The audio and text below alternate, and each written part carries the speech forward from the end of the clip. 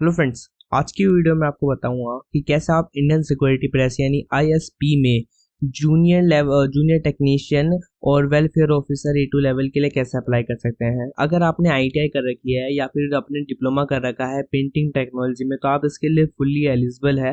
ठीक है, तो आज की वीडियो में आपको बताऊंगा कि किस तरह से इस फॉर्म में आपको रजिस्ट्रेशन करना है, किस तरह से आपको एप्लीकेशन फॉर्म भरना है, किस तरह से पेमेंट करना है, फोटो सिग्नेचर कैसे अपलोड करने हैं। ये सारी चीज़ें मैं इस वीडियो में कवर करने वाला हूँ, तो वीडियो को एंड तक ज़रूर देखिएगा और A to Z सारी प्रोसेस को देखिएगा। स्टेप बाय स्टेप मैं आपको बताने वाला हूँ। तो चलते हैं, स्टार्ट करते हैं और फिर देखते हैं कि कैसे रजिस्ट्रेशन करना है। रजिस्ट्रेशन बटन पे क्लिक करना है आपको और यहाँ पे आपको अपना फर्स्ट नाम लिखना है, ठीक है।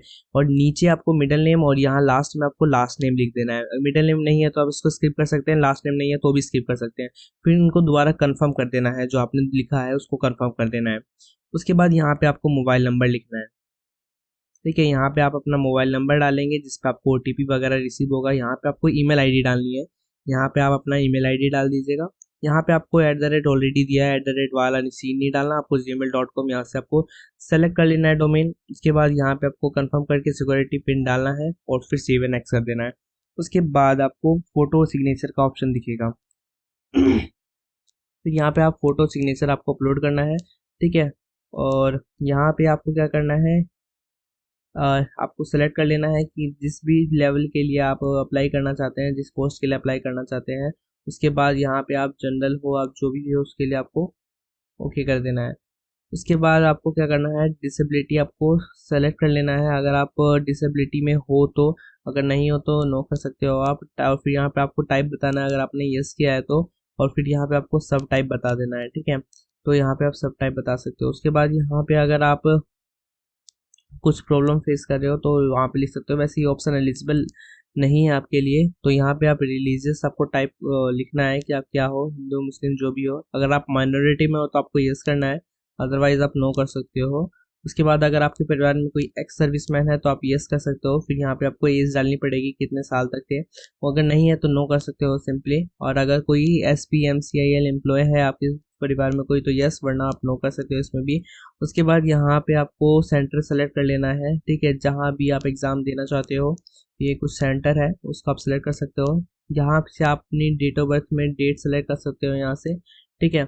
और यहाँ से आप मंथ सेलेक्ट कर सकते हो, ठीक है। यहाँ से आप ईयर सेलेक्ट कर सकते हो, ठीक है। तो यहाँ से आप इस तरह से आप अपनी डेट ऑफ बर्थ आपको भरनी है, यहाँ पे एज आ जाएगी। फिर आपको यहाँ जेंडर भरना है अपना। फिर यहाँ पे आपको बताना है कि आप ट्विन ब्रदर हो या नहीं हो। अगर हो तो फिर आपको डिटेल भरनी है, नहीं तो आप नो कर सकते हो अगर नहीं है तो। उसके बाद यहाँ पे अनमैरिड हो मैरिड हो जो भी है उसके हिसाब से आपको सेलेक्ट कर लेना है, ठीक है। फिर यहाँ फर्स्ट नेम आपको लिखना है, फादर नेम लिखना है, सॉरी, यहाँ पे अपना फादर नेम लिखना है आपको। यहाँ पे आप अपनी माता जी का नाम लिखना, ठीक है। तो आपको पूरा नाम लिखना है। उसके बाद यहाँ पे आप अपना एड्रेस लिखना है। एड्रेस में आप अपना house number flat number contain कर सकते हैं। उसके अलावा गली वगैरह भी कंटेन कर सकते हैं, ब्लॉक सेक्टर, इन सब चीज़ों को आपको लिखना है, ठीक है। तो आप अपने अनुसार इन 3 लाइनों में एड्रेस लिख सकते हैं। उसके बाद यहाँ पे आपको डिस्ट्रिक्ट लिखनी है, यहाँ पे आपको स्टेट आपको सेलेक्ट कर लेना है जिस स्टेट में भी आप रहते हो। उसके बाद आपको पिन कोड लिखना है जहाँ पे आप अभी रहते हो, ठीक है। ये करने के बाद अगर आपका परमानेंट एड्रेस और कोरस्पॉन्डेंस एड्रेस दोनों सेम है तो आप यस कर सकते हो, अदरवाइज आप नो करके इसको दोबारा फिल भी कर सकते हो। और इसके बाद यहाँ पे GST जो इंक्लूड होगा वो आपको एड्रेस चूज करना है कि परमानेंट एड्रेस पे आएगा या फिर उस पर। सारी चीज़ भरने के बाद वैलिडेट करना है और यहाँ से ओके कर देना है और फिर सेव एंड नेक्स्ट पे क्लिक करना है आपको। उसके बाद आपको के पास क्वालिफिकेशन डिटेल्स आ जाएगी, यहाँ पे आपको डिटेल्स भरना है, ठीक है। तो ग्रेजुएशन पोस्ट ग्रेजुएशन आपको नहीं भरना ऑलरेडी, तो इनको आप छोड़ देना है। डिप्लोमा भी नहीं भरना। तो अगर आप भरना चाहते हैं तो भर सकते हो, कोई कंपलसरी नहीं है, ये ऑप्शनल है सब्जेक्ट, ठीक है। यहाँ पे आपको ITI के लिए भरना ज़रूरी है, तो फुल टाइम ITI सर्टिफिकेट आपको यहाँ भरना है। यहाँ से आप सेलेक्ट करना है जिस भी ITI फील्ड से आपने कर रखा है। उसके बाद यहाँ पे देख सकते हो, यहाँ पे हम बाकी सारी चीज़ें हम नहीं सेलेक्ट कर सकते, तो इनको आपको छोड़ देना है। उसके बाद यहाँ पे हम डिप्लोमा में सेलेक्ट कर सकते हैं। अगर आपने पेंटिंग टेक्नोलॉजी से कर रखा है तो आप सेलेक्ट कर सकते हैं, अदरवाइज उसको स्किप कर सकते हैं। उसके बाद अगर आपने ITI सेलेक्ट किया है तो आपको बताना है कि किस डेट में आपने पास किया है, ठीक है। यहाँ पे आपको मंथ सेलेक्ट करना है, ठीक है। और यहाँ से आप ईयर सेलेक्ट कर सकते हैं तो इस तरह से आपको डेट ऑफ पासिंग सेलेक्ट करना है। उसके बाद कितने परसेंट आए मार्क्स वो लिखने हैं आपको, जितने भी परसेंट आया होंगे आपके मार्क्स में वो लिख देना है आपको। फिर ग्रेड लिखना है यहाँ पे आपको, फर्स्ट ग्रेड सेकंड ग्रेड जो भी है। उसके बाद यहाँ पे आप अगर आपने कोई इंटर्नशिप करी है तो उसकी डिटेल भरनी है आपको कि आपका नाम क्या है, ठीक है, डेजिग्नेशन यानी किस पोस्ट पे थे आप, और उस समय अगर आप प्रेजेंटली वर्किंग हो तो आपको यस करना है, अदरवाइज आप नो छोड़ सकते हैं। उसके बाद टाइम पीरियड क्या है, कब से कब तक किया है, तो ठीक है, तो टाइम पीरियड है फ्रॉम टू, तो जब से जब तक किया है वो लिख सकते हो आप, ठीक है, फ्रॉम से टू, ठीक है, तो यहाँ पे आप लिख सकते हो ये लास्ट है जब तक किया आपने। नेचर ऑफ ड्यूटीज क्या था, यानी क्या काम था आपका, रोल क्या था और रीजन क्या था छोड़ने का, वो आपको यहाँ बताना है। सारी चीज़ें फिलने के बाद ये ऑटोमेटिक फिल हो जाएगी, इसको आपको फिल नहीं करना, ये भी ऑटोमेटिक फिल हो जाएगी। ऐड मोर कर सकते हो आप और रिमूव भी कर सकते हो अगर आगे कुछ गलत हो गया है तो। उसके बाद अगर आपके पास कोई क्रिमिनल केस पेंडिंग है तो आप यस कर सकते हो, अदरवाइज नो, ठीक है। तो अगर आपके पास कोई कन्विक्टेड इन कोई क्रिमिनल केस है उसके बाद भी आप अप्लाई करना चाहते हो तो यस कर सकते हो, फिर नो कर सकते, नहीं तो नो।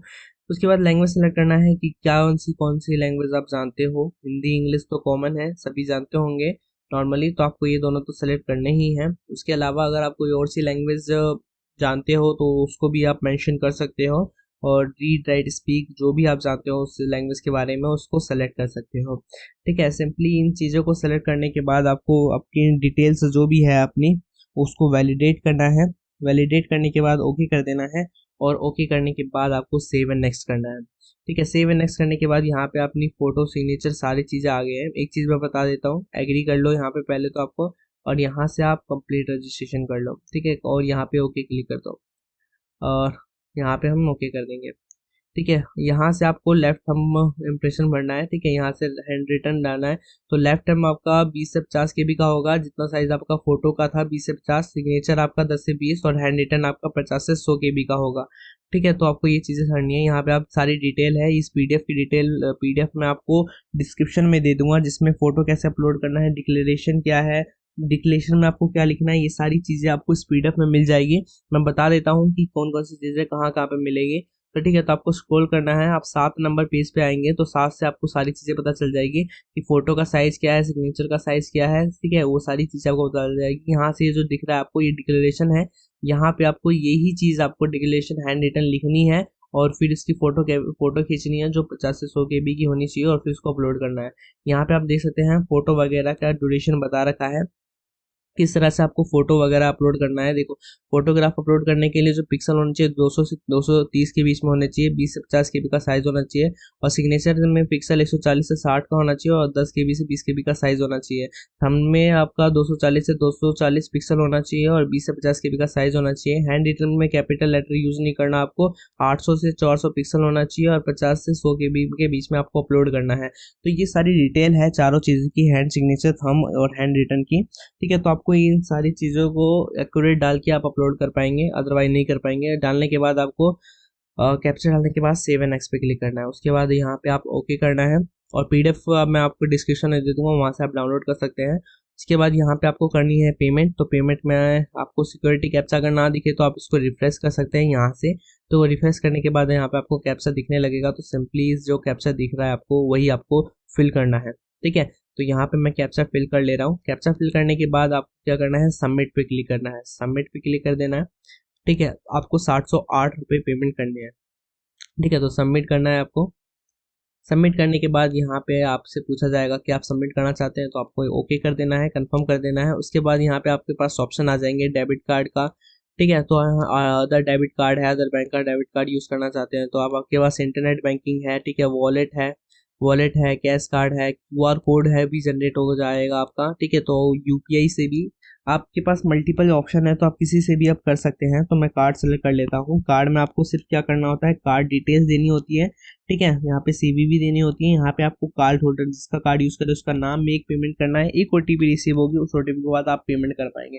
तो इस तरह से आपको आईटीआई लेवल का जो एक फॉर्म था इस तरह को आप भर सकते हैं। तो अगर ये वीडियो आपको इन्फॉर्मेटिव लगी हो तो वीडियो को लाइक ज़रूर कर देना। अगर आप चैनल पे नए हो तो चैनल को सब्सक्राइब ज़रूर कर देना। और अगर आपका कोई दोस्त गवर्नमेंट लेवल का तैयारी